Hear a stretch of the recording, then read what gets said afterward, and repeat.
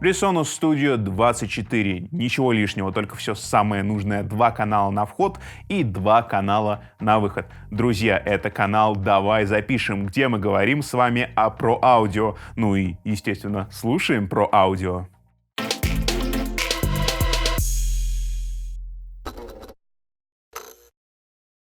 Вот вообще, друзья, что такое PreSonus? Дмитрий, что такое PreSonus? Молчит оператор, не отвечает. Ну, на мой взгляд, это все-таки в первую очередь преампы. Причем преампы не только в плане микрофонных предусилителей, но и усиления на выход. Но обо всем давайте по порядку и начнем этот ролик с комплектации.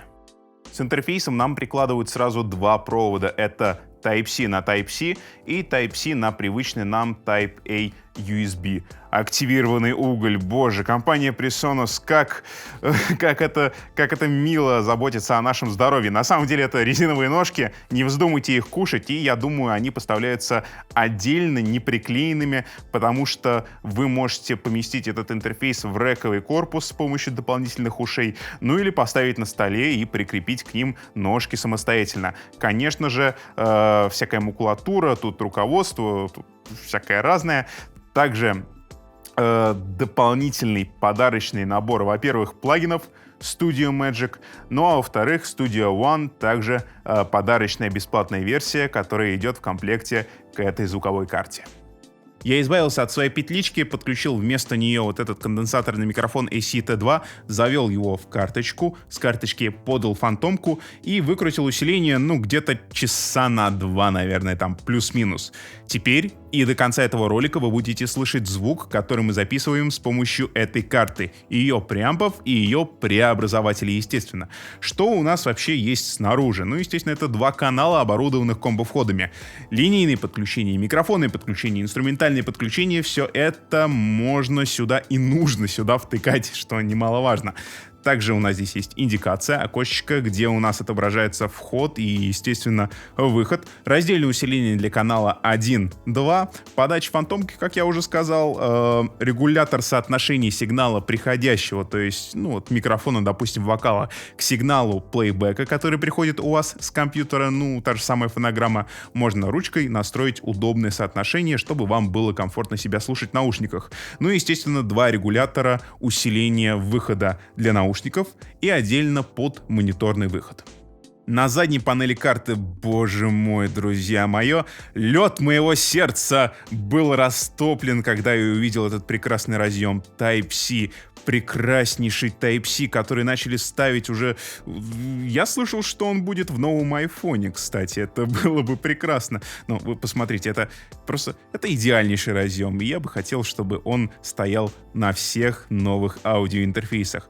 В любом случае, Type-C. Питания здесь у нас нет, оно идет по USB-шине. Далее MIDI-интерфейс на вход-выход, мониторный выход на 2 больших джеках и выход под наушники.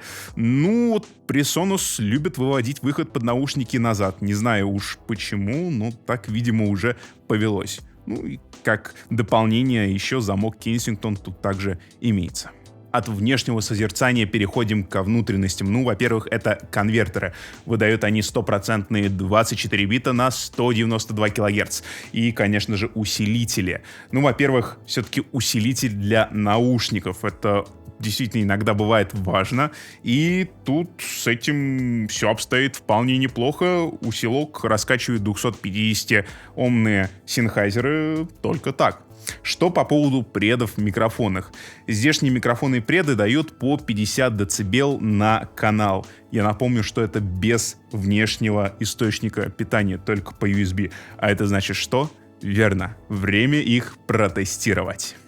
Итак, наш традиционный тест на легендарнейшем микрофоне Shure SM7B. Микрофон, название которого уже стало чем-то нарицательным. Его используют абсолютно везде. От концертов до студий звукозаписи, но главным образом этот микрофон прижился в качестве дикторского микрофона на студиях радиовещания. Его, кстати, можно очень часто там увидеть. Звучит он следующим образом. 1, 2, 3, 4, 5. Почему используем именно его? Потому что ему нужно очень много усилений для корректной работы. И, собственно, сегодняшний интерфейс вполне обеспечивает этот микрофон этим самым усилением. 3, 2, раз, 2, 3. Кстати, модное веяние последнего времени. Такими микрофонами стало, модно, стильно, молодежно заводиться в около блогерской и стримерской тусовке. Так что, это еще один звоночек для вас, если вы стример и, возможно, накопите на этот микрофон, купить такой интерфейс. Потому что, в принципе, по своему усилению, без дополнительного питания, Shure SM7B он раскачивает и раскачивает не так уж и плохо.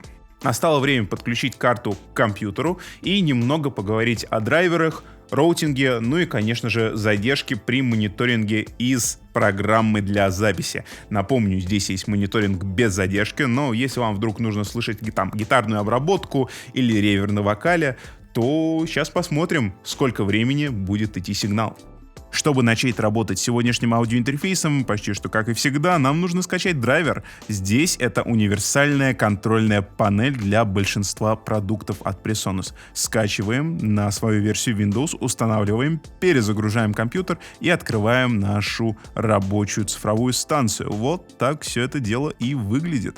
Посмотрим на название драйвера. Studio USB ASIO драйвер.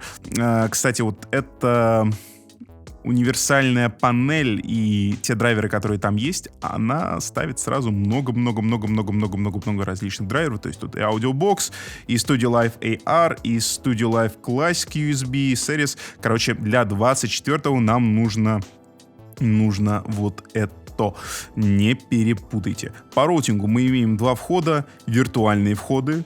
Опа, это очень интересно. И на самом деле я так и не понял, а зачем нужны виртуальные входы. Возможно, они используются для лупбека, когда мы активируем лупбек, и на них начинает приходить звук, поэтому виртуальные входы можно использовать во время стрима. Почему бы и нет? Естественно, выходы. Главный выход — main left и main right, лево и, соответственно, право. Давайте посмотрим, как выглядит вообще драйвер, или, если так можно назвать, контрольная панель. Вот она здесь у нас. Тут мы можем поменять частоту сэмплирования, частоту дискретизации. Тут мы можем задать источник синхронизации частоты. Тут мы можем поменять размер буфера. И, собственно, активировать как раз-таки ту самую систему закольцовки. Кстати, при установке программа предложила нам обновить прошивку самого аудиоинтерфейса. Если вам предложат, не пренебрегайте этим. Мы вот сделали. У нас стоит 1.13. Также прошейте ваш интерфейс, подарите ему свежее программное обеспечение. Сейчас я ненадолго замолчу, попереключаю размер буфера, и мы с вами посмотрим на задержку.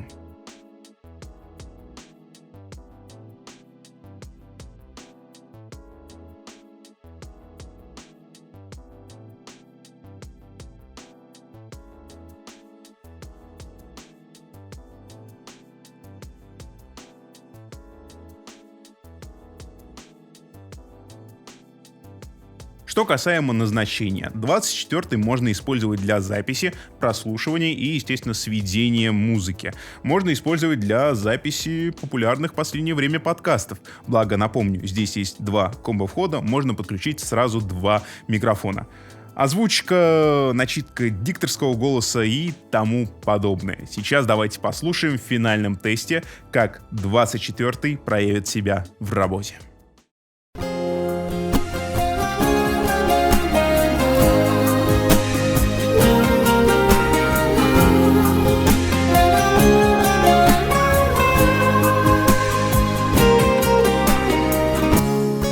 Без тебя в душе наступит зима. Синее небо без тебя станет серым-серым. И для того, чтобы тебя отыскать, я упаду на город снегом белым-белым. Я замету на Рождество снегом белым-белым и постучу в твое окно. Снегом белым-белым я напишу на Рождество. Снегом белым-белым, как повстречали мы любовь. Под снегом белым Что в итоге можно сказать по поводу PreSonus Studio 24? Это достаточно компактный аудиоинтерфейс, при этом не требующий дополнительного питания из розетки, чтобы брать его куда-нибудь с собой на выездную работу, и достаточно прилично звучащий аудиоинтерфейс, чтобы без проблем работать с ним в домашней студии. Напомню, из самого интересного, это, конечно же, 2 канала на комбо-входах, это прекрасные преобразователи, Type-C это прекрасно, да, так вот, преобразователи, усилители, причем усиление для наушников, которое раскачивает 250-омные уши, только так, без каких-либо проблем. Ну и, естественно, фирменные преампы от PreSonus, звучание которых вы слышали на протяжении всего этого ролика. Вот, как-то так. Я вас зову в комментарии, как всегда, написать ваше мнение по поводу этого аудиоинтерфейса, поставить лайк и подписаться на наш новый канал «Давай запишем», на котором, я напомню, мы говорим лишь о про-аудио. Всем пока! Начал. Секунду. А я вот не начал. Пишу. Друзья, это программа в мире животных. Еще раз. Диалоги рыбалки, давай. Сегодня поговорим о мормышках.